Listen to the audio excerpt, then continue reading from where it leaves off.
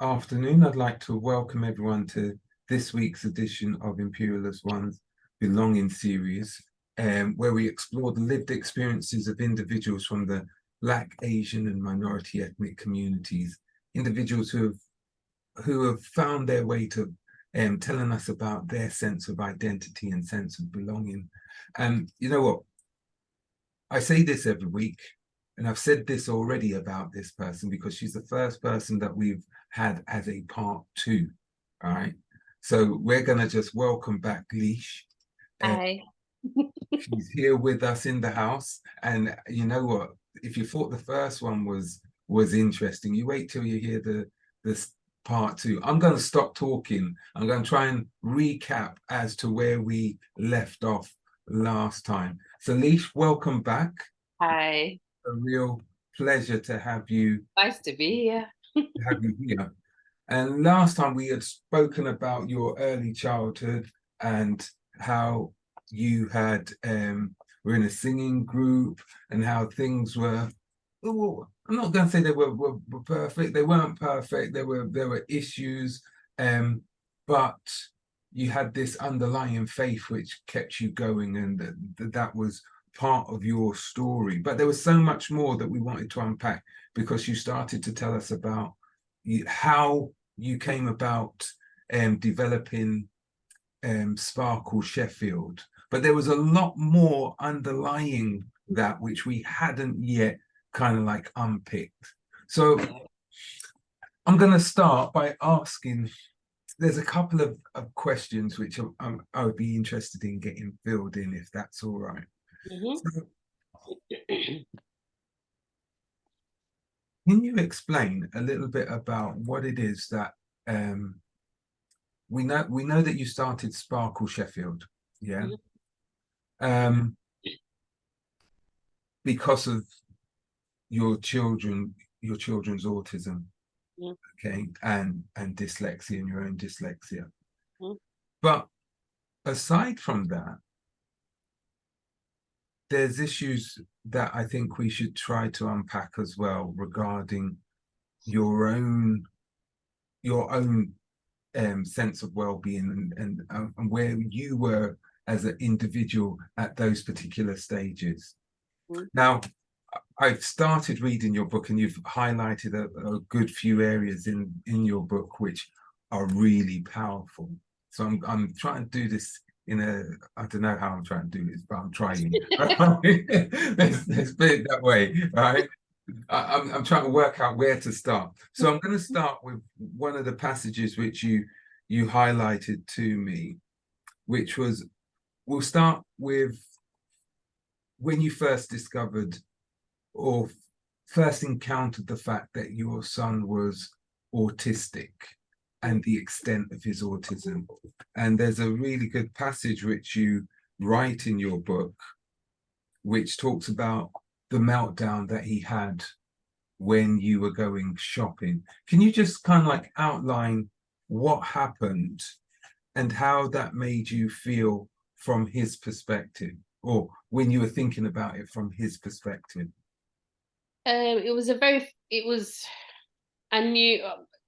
I learned very quickly when he got the autism diagnosis. He's not just autistic, he also has a learning disability as well, and he has slow processing. It wasn't just that, it was what's the best way to put it? It was the build up to that day. So in the morning, our normal routine, we've got a routine, and with autistic children, it's best to stick to that routine and not try and diverse out of it, for goodness sake. You've got to kind of stick to it. So we were ready to go to the supermarket, but before that I was thinking, Lord, I don't want to go to the supermarket because I know it's difficult for him, because with an autistic person, if one sense is kind of disrupted, or all the other senses kick in at the same time. So if you smell something that you don't like the smell of, then your hearing would affect, and your sight, your taste, everything kicks in at the same time. A bit like For instance, you know, when you go somewhere and you smell something and it smells really bad and it makes you want to vomit because it's affected a sense, it's made your stomach upset. That's kind of what happens every single time with our children, but it's not just that sense, it's all the senses. Wow. So, and also generally their senses are 5 times heightened more than ours. Wow. So think about that for a second, you know. So when we go to a supermarket, all his senses are normally, you know, in jeopardy. And I can walk into a supermarket and just as we're getting there thinking, he's not gonna like that, he's not gonna like that, he's not gonna like that. Right, let's do online shopping. Do you know what I mean? Sometimes I have to do that. But even when you do online shopping, you can get substitutes. Our children do not like substitutes. They like a certain brand, a certain type, you have to stick to that. And they're not being difficult. It's just in terms of how they taste things, they can taste them completely differently than we do. So I'll give you an example of that. So when you bite into a burger, you just bite into it. So the burgers, you've got the buns, you've got the burger itself, you've got the lettuce, you've got the tomato, you've got the sauces, and you just bite into it and we just eat it and it's great. Yeah. So if my son bit into that, for him it would be how does it look? So he might not have seen the sauces inside, so he'd bite it and then think, there's a sauce, so that's a different taste. The texture's all different because it goes from hot cold, hot cold, hot cold.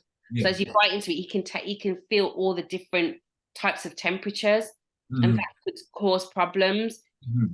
The different taste of does the tomato mix with the burger? Does it, you know, there's so many different aspects that goes into just biting a burger for him, that for me it's generally better to give him everything separately, and so he can see there's there's nothing hidden.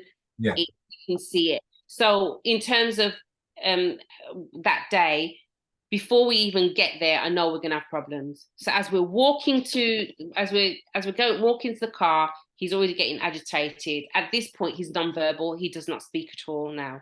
So I'm saying, it's okay, baby. You know, we're going to do this quick. So I'm thinking, I've got to do this shop because we're out of milk. We have to go. So we get to the supermarket.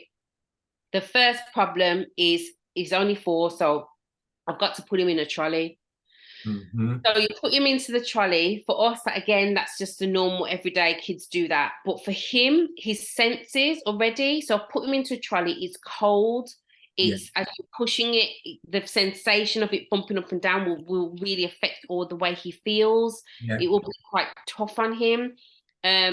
Then you've got, as you go as you get into the supermarket, there's the lights are different, the smells, you could go past, you could smell bread in the air, you could smell lots of different types of scents in the air. We get to the fish counter and it's too much for him, and he just starts rocking backwards and forwards, so much so he's going to topple himself out, so I have to take him out and people are staring. It was just horrendous. But for me as a parent, it was a person that came straight up into my face, literally just cursing me out straight up, so much so I could feel his spit on my face. My goodness. Because it was that close. And it was just for me, it was, I had a child that I could not help. That as a mother, I feel like a failure already. Because there's a child there that my own child, I can't help because I don't understand what he's feeling or what he's going through. So from my point of view, it was a real tough day. So it's one thing about the day, but it's you already had some inclinations that your son, that there was some difficulties that your son was experiencing, or was.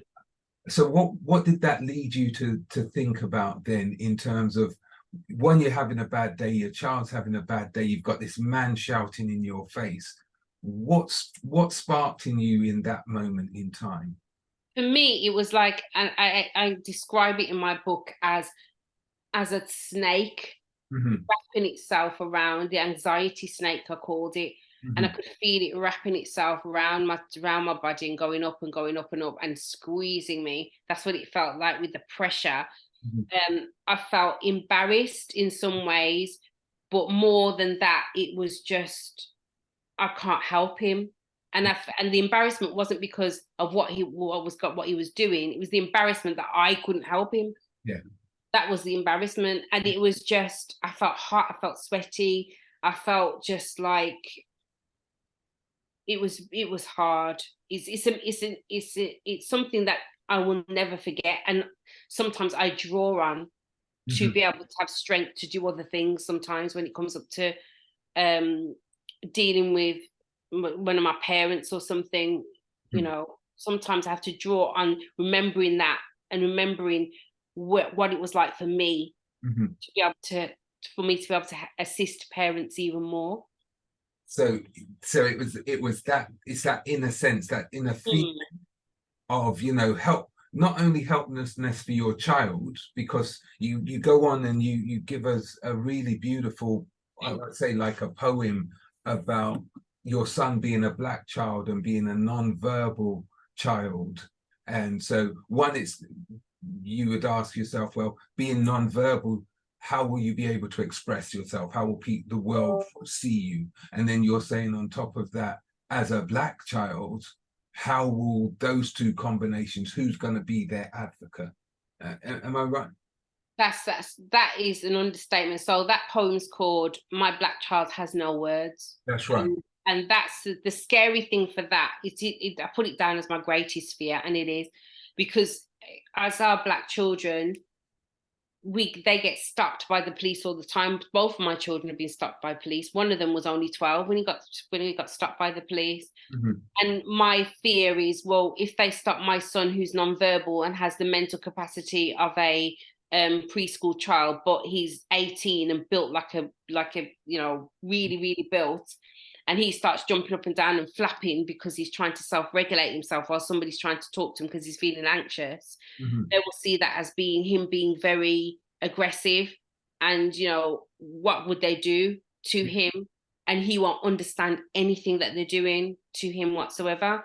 So my womb is the best word to say, tightened at the thought of my poor child.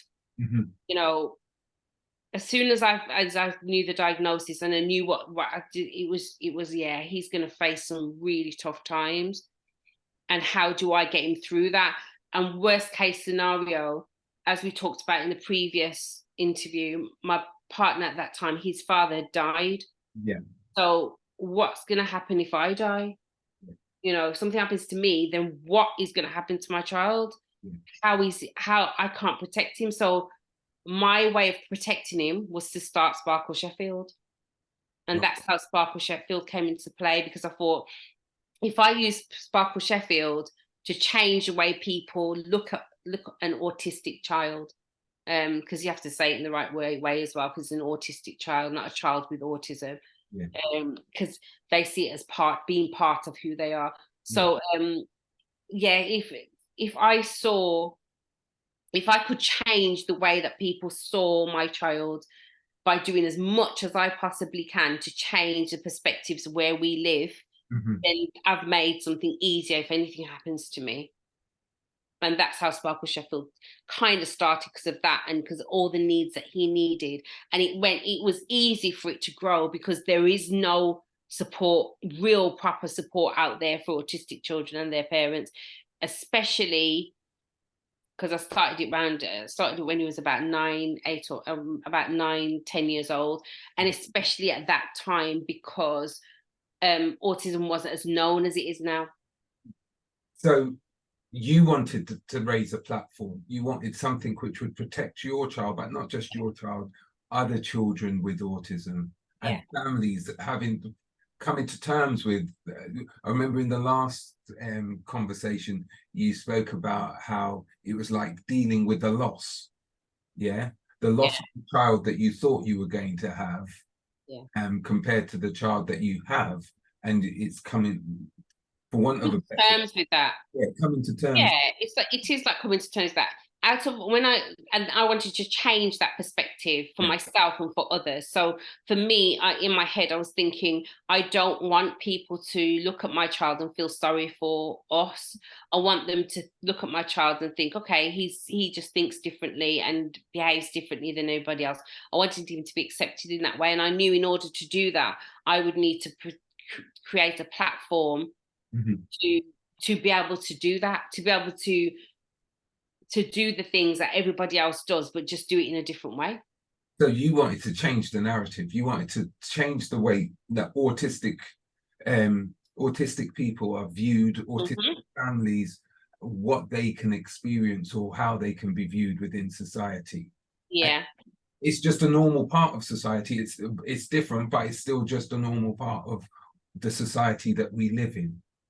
If they just think completely and feel completely differently to us. If you've got all your five senses heightened more than anybody else, you can hear things and see things and smell things that people will never can't hear and can't feel. And imagine that on that scale, you know, and it's a completely different world for them, completely different. So how did you go about educating yourself about the child that you have? Because every child that's autistic is completely different from the other. Yeah. So how, where do you, there's a lot of things. The way I did it, that's why another reason why I started Sparkle Sheffield, because I thought other parents will have similar experiences to mine. It might not be the same, but they have similar experiences, and how did they cope with it? So I learned from other parents to begin with, and then I started a platform where I spoke to professionals and started getting professionals from all over the country to speak to them and kind of learn from them. Then when I started Sparkle Sheffield, I started getting those speakers to come and train my volunteers, because all my volunteers have autistic children or support an autistic child in some way. So having the knowledge of the real life experience and then having somebody teach you like academically on that side as well, it made us a powerhouse. Made us a powerhouse, as in volunteers. Yeah. So your volunteers could speak the language. They understood the lived experience. They understood also the biochemical or the understanding. They had so we were given the reason why things happen, the reason why. So one of the people that teaches us, his name is Dr. Stephen Connolly, and he's autistic himself. And so he's able to articulate exactly what we're feeling and he's feeling and what they could be feeling. And we learned and drawn from his experience and added it to our own. And as I said, it made us a really powerful tool. And it was important for me to then gain enough experience to then do our own training courses, because we do our own training courses now. And everybody that's done our training courses are just blown away by it, because we introduce throughout the whole thing, we introduce all our own experiences throughout it, so they get what we got, but on a different level. So the training that we do is, I'm not just saying it is phenomenal. We've had 5 stars, and we've been doing it for the last 4 years. Wow. And everybody absolutely loves it, because it breaks it right down. So how did you go about constructing this training session, the training package? What are the key things that you try to equip the parents with? And is it just for parents, or do you do it for external people as well?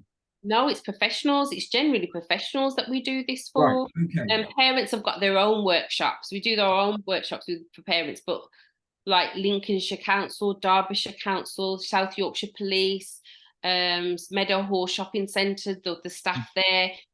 These are South Yorkshire Travel. You know, these are the kind of people that we like to do the training for, because it's important, because they're out in there in the world and there's certain things that they might not even realise and understand. So it's really important that we did that. And what we did was we targeted the most common things that they really need to know, but we also tell them, make them understand how an autistic person feels when they do certain things. We cover sensory, anxiety, challenging behavior. These are the main things that people, even eating, even food, the main points that we target are those kind of points. It's quite interactive as well. And we've also got like guest speakers putting their little bits in, from somebody who's 14 who has got her opinions, right up to professors and doctors that have their opinions, to autistic people themselves. The program was written with autistic people, so you've got the autistic people that have written it themselves alongside parents as well. So it's phenomenal. Yeah, it's interesting that you say, because as you said before, is that autism is a huge spectrum, and so you've got those who, and that's the thing that I think people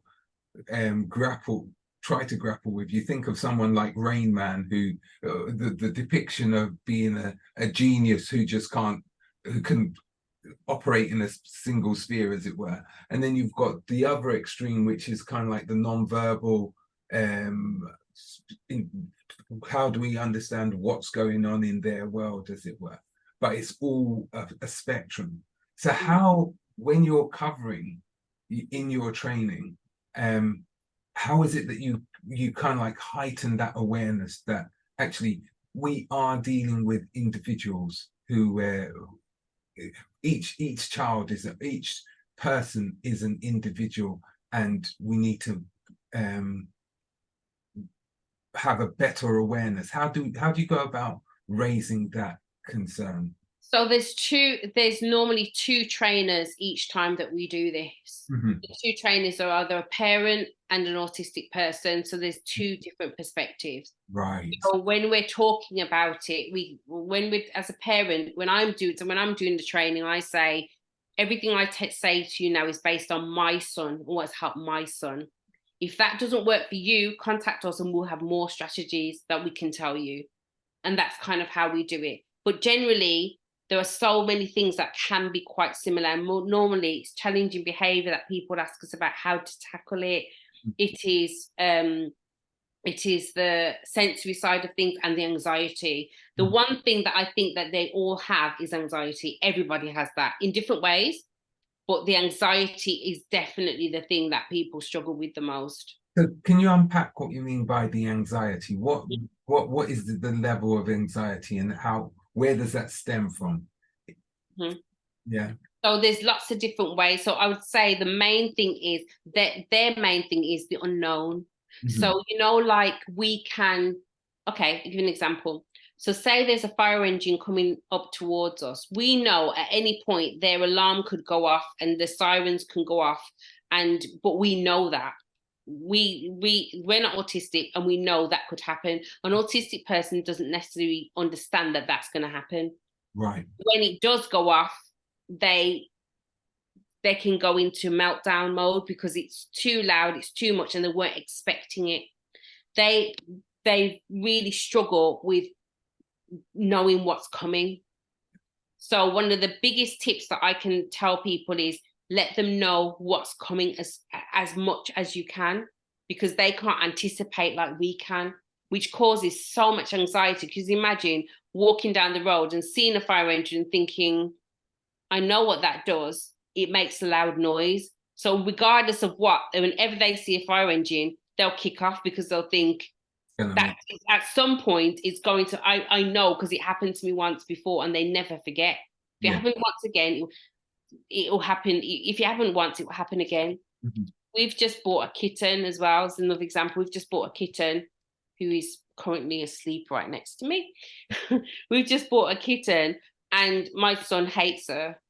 And the reason he hates her is because she's unpredictable. He doesn't know what she's going to do next. Right.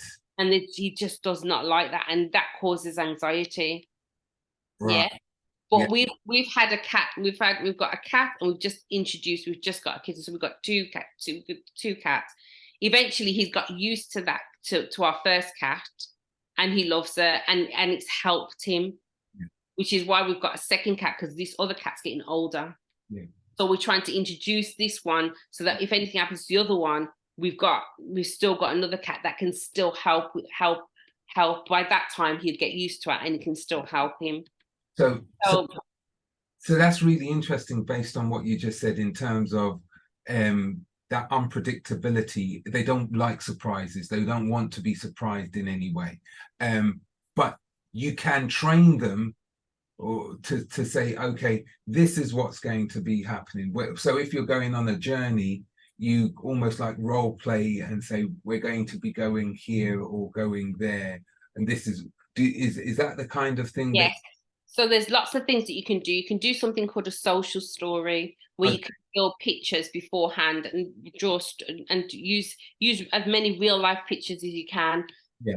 So say I can do a social story about going to the doctor. So I can take a pictures of the doctor's surgery. I can take a picture of us leaving. I can take a picture of along the journey, what we have to do, and write underneath what happens.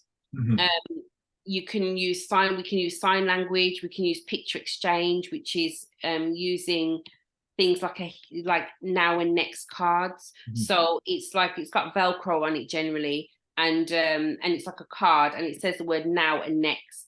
And I can say I go and pick up Jaden from college, and I don't normally do that because we're going to the dentist. I can then say, oh, I forgot about this dentist appointment. I could go and collect him. When I go and collect him, I can say, now we're here at the college. Next, we're going to the dentist. He will then have a meltdown because he hates the dentist. And then what I would do is swiftly change that card and put now to the dentist, and switch it to going to McDonald's or something as a treat. Yeah. And then he's able to understand what is going to happen next, which reduces the anxiety and reduces the meltdowns. Right. So it's almost like conditioning. It's preparation. Yeah. As much preparation as you can do with an autistic person helps immensely with anxiety. And that's across the board. So I'm going to just switch it slightly, because you talk about the child's anxiety, but what about your anxiety as a parent? Because how do you deal with your own anxieties as well? Anxiety with parents generally come from other people. Okay. And that comes from other people because people look at our children and think that they do not have any kind of worries or stress, or they just look like children because there's not a hearing aid, there's no wheelchair, there's nothing. It's a hidden disability. So you cannot, all you can see is that a child's being really naughty as far as they can see. They're kicking on the floor, they're spitting, they're kicking, and not realizing that child's in fight or flight mode. Yeah. So for us as parents, it comes from other people, and that's really, really tough. As I said, that person coming into my face and shouting until I could feel his spit on my face, because that annoyed with me. Was hard. That was hard to deal with, because at that point I didn't understand autism. I was still trying to understand my own child. And as a parent, you do feel like a complete failure because you don't understand that child. You don't understand what they're going through. So there was for us as parents, there's this guilt that we feel. We've got our own anxiety and our own, issues with. There's a guilt of, how did this happen to your child? Who did it? You can't help it because you're thinking, was it me? Did it come through my bloodline? You do think about those things, but at Sparkle Sheffield, that's not our job is to show them what can happen and what will happen. So Stephen, as I said, is Dr. Stephen Connolly, who does the training with us. He started off nonverbal. He was nonverbal for a very long time. I think it's about 7 or 8 years old. He said nothing. Right. He now is he runs a department at university near us. He is he's in charge of other staff. He runs that whole department really, really well. And he got married about 2 years ago. I was at his wedding. So what we try and tell them is, all it is you now have to do things in their time, not yours. Yeah. You have to do it at their pace, not yours. So when parents come and tell me, my child is still in nappies, and they haven't even, you know, when are they going to use the toilet? And they're 5 now, and they should have started at, you know, 2 or 3, you know, and that's not what's happened. So I have to explain to them it's different for each child. Yeah. So don't look at that. Look at his time, not yours, not what society says. Society's got rules, and society's rules that your child should be doing this, this, this, and this, and this time. That's not how it works with autistic children or people. It has to be on their terms, not yours. So I suppose it's helped you to develop patience to some extent. Patience of Job. Understand. Patience of Job from the Bible. Seriously, patience. But when I said to parents before, they've said it gives them a better understanding, like of themselves, and it's given them, and they take little things they don't take for granted anymore. So little things like our children eating a different type of food. It's just immense. So my son was obsessed with Muller yogurts, but you know, the ones with the black and the brown and white balls at the side, and you tip it over, and the yogurt. He ate that morning, noon, and night. There was no rice and peas and chicken. There was nothing, just that morning, noon, and night. I took him to the doctor. So I was like, what do I do? Because he was about 3. And she said, Liesje, he's eating. Let him eat. Eventually, he'll switch to something else. You know, if you don't let him eat, he could end up in hospital in a drip and then just not eat at all. Then you've got a different type of problem, because the autistic people are determined. So, you know, you might have a different type of problem, and then, you know, you've got a child that with an eating disorder for the rest of his life. So if he wants to eat that, he's eating, let him eat what he wants. And it was learning those kind of lessons and saying, yeah, okay, yeah, he is eating. He's not getting the nutrients that I want, but does it matter? Society says you need 3 meals a day, and he needs, you know, 5 doses of fruit. Yeah. Do you see what I mean? But it doesn't have to be that way, as long as that child is doing what he needs to do. So that's really, really interesting that you're able to develop, or you've come to a stage of a clear understanding of your child and these other childs. There's still something which I'm kind of like grappling with, in terms of, although this was happening to you, as it were, right, and you were going through this experience, there's one thing for it to be going through that, but there's a total different thing for you to then set up like a social enterprise, to set up something which is not just about learning for yourself. Most people just think, I need to find something which is going to help me.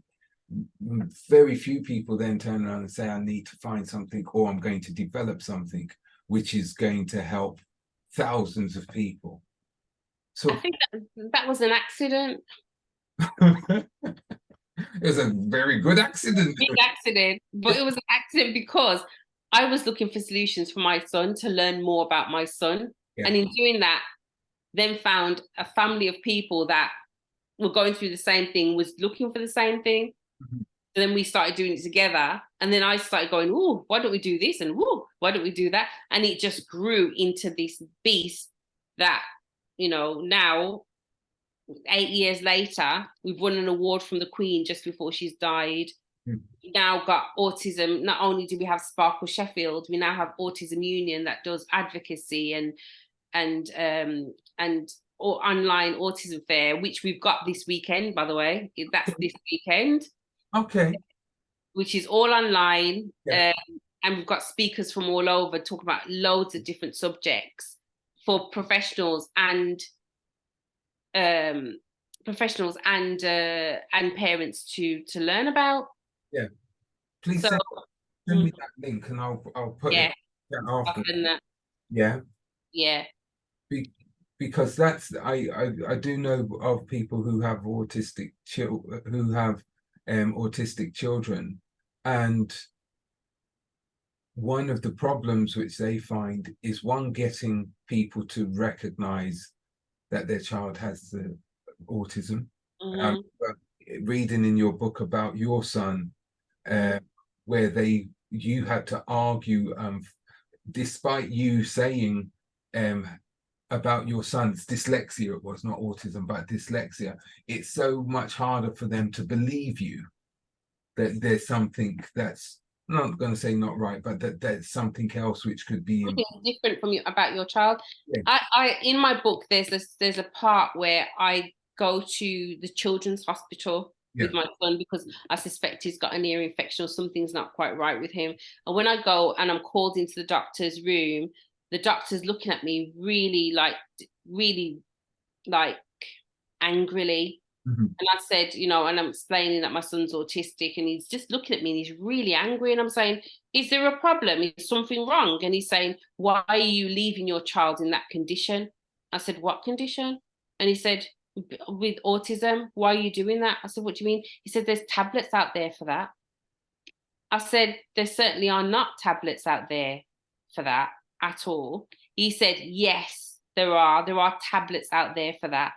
And I said, well, no. Do you know, we had this big argument between us until I thought, nah, man, this man's rude. So I just come out of his room, marched down. I said, I'm not having this. Marched down to the nurse's station and said, I want a different doctor. I'm not having him. And explain. And he's going, no. I'm not going, no, I don't want to speak to you. I'm not interested in you. I need to speak to, and I got somebody else to look after my child because I thought, I'm not having that. That's a doctor in a children's hospital telling me I need to give my child tablets to get rid of his autism. That's who my child is. So, you know, it was honestly, I've had all sorts. But that's in the book too. But it still comes back to this idea, or for me anyhow, this idea of the fact that you had the tenacity, you had the you saw a need and you needed to fill it, and it kind of like goes to your talk, which is, I want to make a difference in this world, right? When did that spirit kick in about making a tangible, real difference in this world coming? Was it as a result of your experiences through autism, or was it something else, or was it a combination of factors? None of those things. Not one of those things. It literally, the impact on this world happened when his father died. When his father died, I thought to myself, do you know what? I need to protect him. Right. It came from wanting to protect him, not realizing that I also had how many children? Another 3. Another 3 children. I didn't even know that. You know, I didn't even know I had those. All my children were autistic. Well, bar one was autistic. I didn't even know that at the time. So that's to tell you, you know, when I started Sparkle Sheffield, as I said, it was just a support group. And then it grew into a charity. Then it went from a charity to this, as I said, this beast. So it went from, and then I became an autism mom warrior, because then it went from Sparkle Sheffield to Autism Union, as I said, that does advocacy. So we advocate for parents all over the country. So it went from advocacy, a 3-day autism fair online, which is what we've got coming up. It then went to, I've also got an app that I've started to develop for people with hidden disabilities, that's about to be trialled with Sheffield City Council. And that just came out of my son going missing one day. So everything that's happened to me has come from my son. That's the most severe out of all my children. He's my blessing. He's my muse. He's everything. All my children are. Yeah. But I've learned more from him, and I've become, in my book, the metamorphosis side of things is split into different parts. Metamorphosis is the last part of the book. Yeah. That is where it starts because of him. So, and he's your youngest child. Second youngest. Second youngest child. Daughter comes afterwards, because that comes from an abusive relationship. She came from an abusive relationship, so that's a whole. We haven't even touched on that, Wayne. What are we gonna do?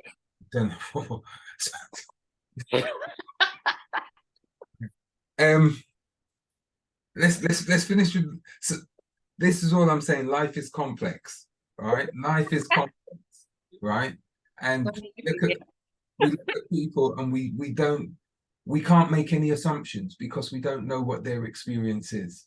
You know what the other thing is as well that I have to say that I would like to talk about to do with Sparkle Sheffield. Yeah. Being a Black woman. Go on then. Being a Black woman and having a successful charity has opened my eyes to real racism.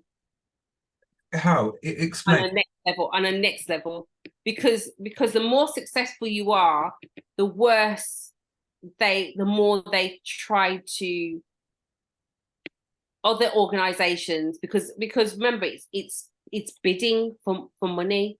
Yeah. It's not, it's if you get that bidding, the other charity doesn't get that money. Yeah. You know, if you apply for the same bidding, the same pot of money, you get it. Yeah. You know, and that's where it came from. It came from trying to discredit me so they would get the pot of money, and it was hard. So give some illustrations of what people did to try to discredit you in that sense.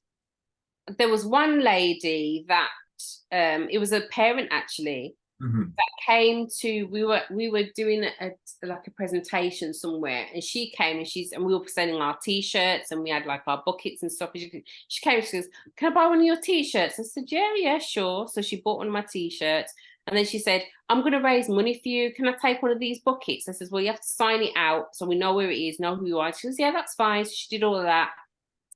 At this point, I wasn't really known to be the face of the charity, and I did that deliberately. So I pushed other people. To be honest, I put white people at the front because I knew that as a Black woman, they probably wouldn't come to me. Yeah. So I literally put them at the forefront at the beginning until it got successful, and then I introduced who I was. So at that point, nobody kind of knew who I was. Yeah. She then did an event and said that she was Sparkle Sheffield and said that she was me. Oh my goodness. Yeah, she said she was me, raised money for her charity and said that she was me. What quarter is that? That year, we were the Lord Mayor's charity that year. And that year, the Lord Mayor went to that event. And when she said she was Liesje, she was like, "You are definitely not Liesje because she's a Black woman." You know, so that her plan got foiled. Her plan got foiled, but you know, and luckily for us, look, as I said, because we were the Lord Mayor's charity that year. Yeah, you know, for the poor Lord Mayor, she went through absolute hell with people every 2 or 3 weeks, literally sending them messages saying, "Why have you chosen her?" You know, and literally just cussing me down. She would cry at times, and her driver would pull me aside and said, "Liesje, this is what's happened." She's crying because she didn't. And I said, "Tell her to give it up, give us up." I had a conversation saying, "Just give us up." She goes, "No, I'm not letting them win." Because she got bothered that much. So much so, she did the forward for my book. I know. I read it. I read she did the forward for my book because of that. The powerful forward that she put, right? That is, and in the forward for the book, and having met you, I totally understand what she said. So, when you came into the room, it was kind of like your presence was known. Yeah. And it's infectious. Yeah. It's not. It wasn't just that as well. It was other things as well. Like for instance, we went to somebody contacted us and said, "Would we do some training for them?" You know, and I said, "Yeah, it was a travel agency in Birmingham, Hockley." So I came and I said, "Yeah, sure, I'll come down." So I drove down to, you know, we'd been talking for a while, and so I drove down, and when I got to the place in Hockley, it was at the Big Peg actually. We went there. When I went in there, as you know, in the Big Pig, there's lots of different organizations. Yeah. There. So I said to the reception, I said, "Oh, I've come to see this travel agent, and the person is this is the person's name." She said, "Okay, no worries."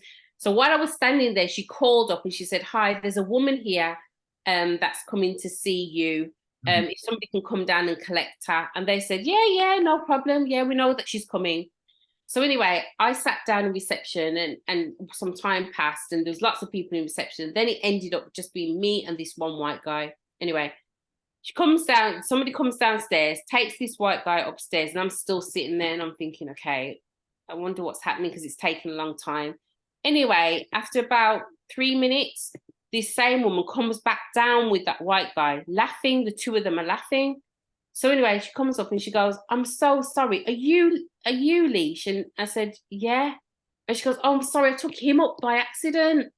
And I'm thinking, I was on the phone when the woman said she is here. Everybody knows I'm a woman and I have been talking to you like for a very long time. But because it was just me and him, it couldn't be her that's coming.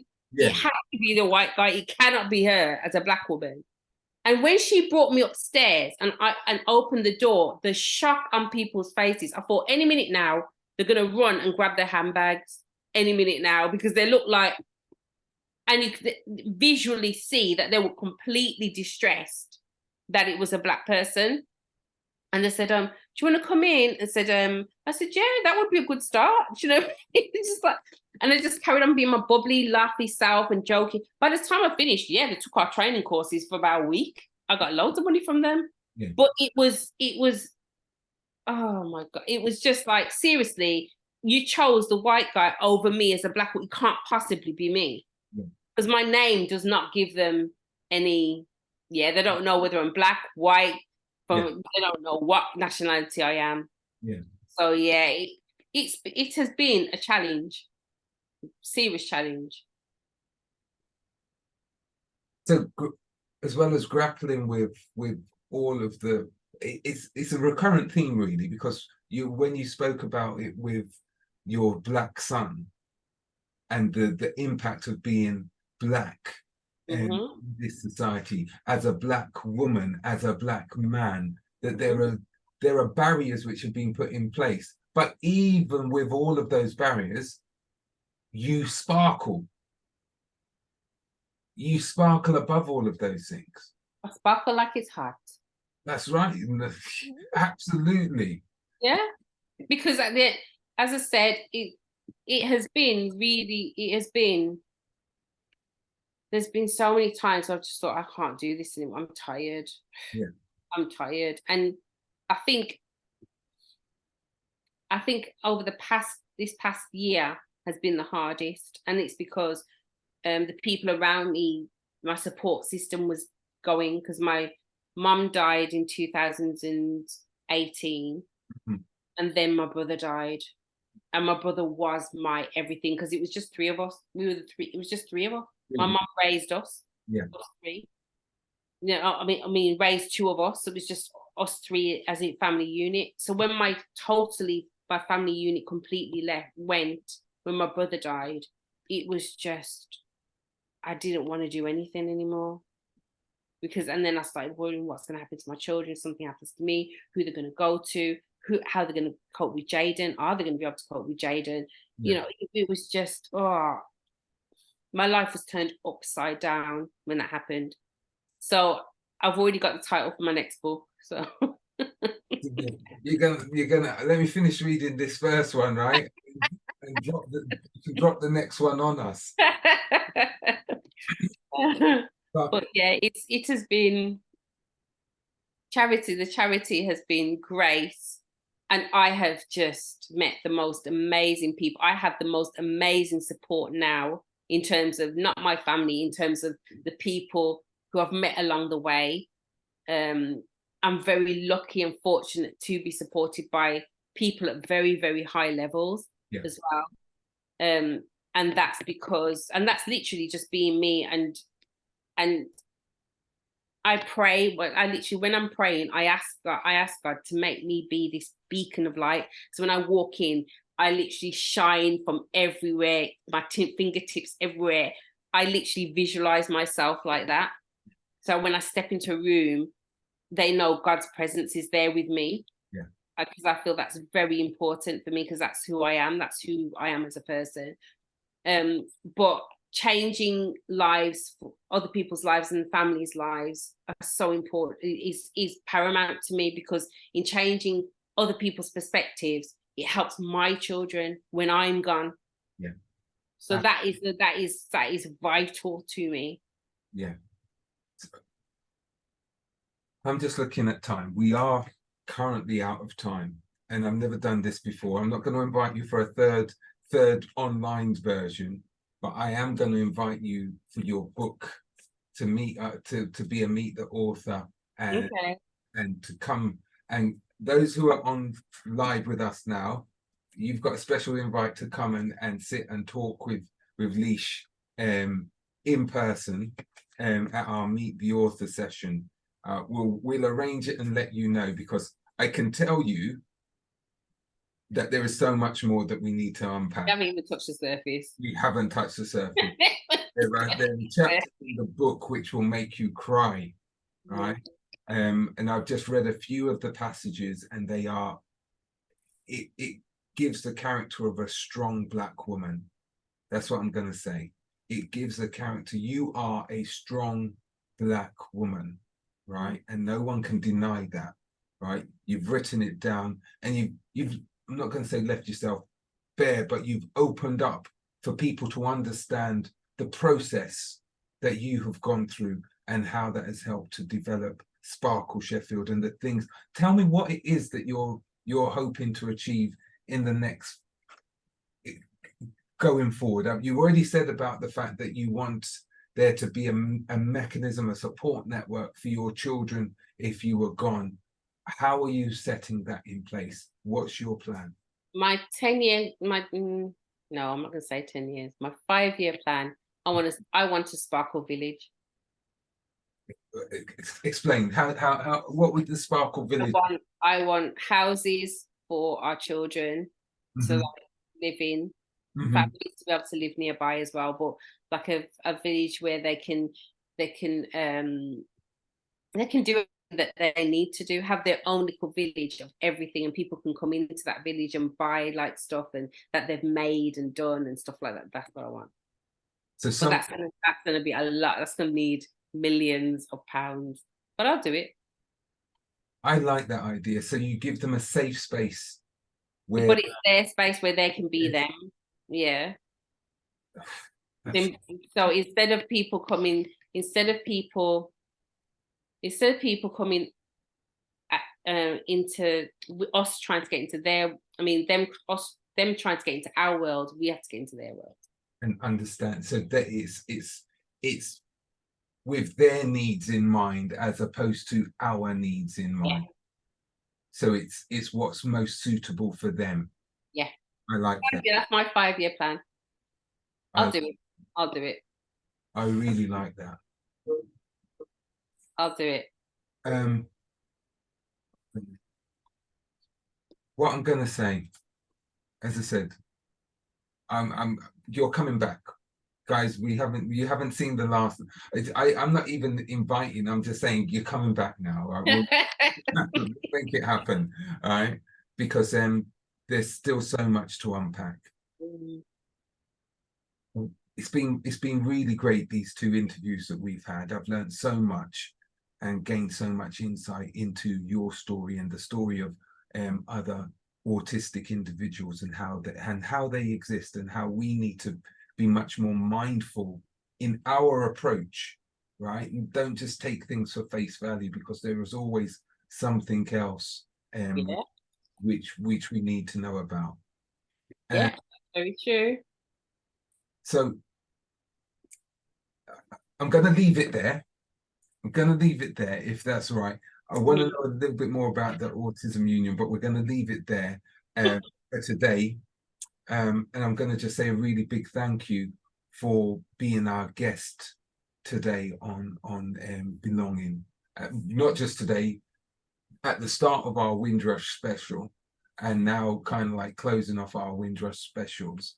I want to just say a big thank you, because it's the same kind of struggle which people from the Windrush generation have gone through and are going through.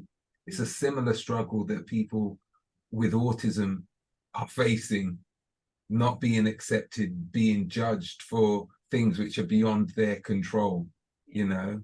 And as a Black person, being able to understand and say that we too have autism and what that looks like for us, you know, I think you're doing a fabulous job. Thank you very much. I've put in the chat the Sparkle Sheffield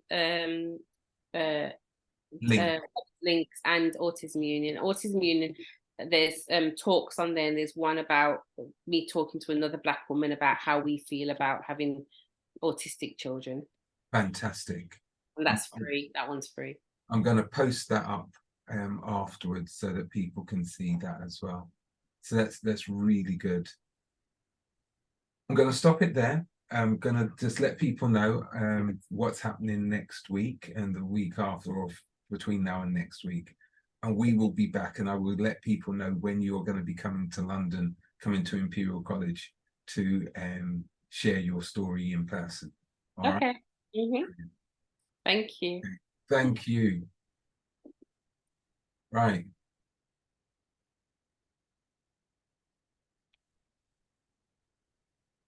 As we were just saying, I just pulled this up, and we've got this weekend, there will be the South Yorkshire Autism Fair, right? So use that link here to go and sign up if you want to go and find out more about autism and the way that you can be supported. It might say South Yorkshire, but I'm sure that there are things which can be extended around the country. Can I just say quickly, it is around the country, and also if you buy a ticket, you can we'll keep you can watch it whenever you want to, so you don't have to do it on those days. You've got, I think, 2 weeks before we take the link down, so you've got plenty of time to be able to watch it at your leisure. Brilliant. I will send that link out for people. Okay. Next week we're going to have Rowena Wang, and she is the EDI project coordinator and office coordinator stroke officer, and she's also a research and evaluation project manager for the School of Medicine at Imperial College. So she's going to be our guest next week. This is our Meet the Author session. We had our first one yesterday. We'll have our second one on the 20th of July. You may recognize Dr. Linda in Screenaway, because she was one of our belonging guests a few months ago, but she's coming to talk to us in person about her book, Hard Truths. So it'd be really good to have people come along and hear her story. Tomorrow evening, there's going to be a Black Pack special with Professor Robert Beckford. You may know him as an award-winning documentary maker. He does so many things, and he's going to give us some of the keys to success. And if you've missed any of the previous Belonging series, then please go to our YouTube channel, which is tinyurl.com/belonging-IAO. So go along and have a listen to many of those conversations which we've already had. And finally, I just want to say a big thank you to everybody who has been a guest on Belonging, including Liesje. It's been great hearing their stories. It's been great understanding what makes us who we are as individuals. And we are individuals, and we need to know individuality in order for us to work collectively better. It doesn't work if we don't know people and we don't know how they operate, because we can't work collectively together. But have a good weekend, and I hope to see and speak to you later. If anyone wants to stay on for a few minutes, then please feel free.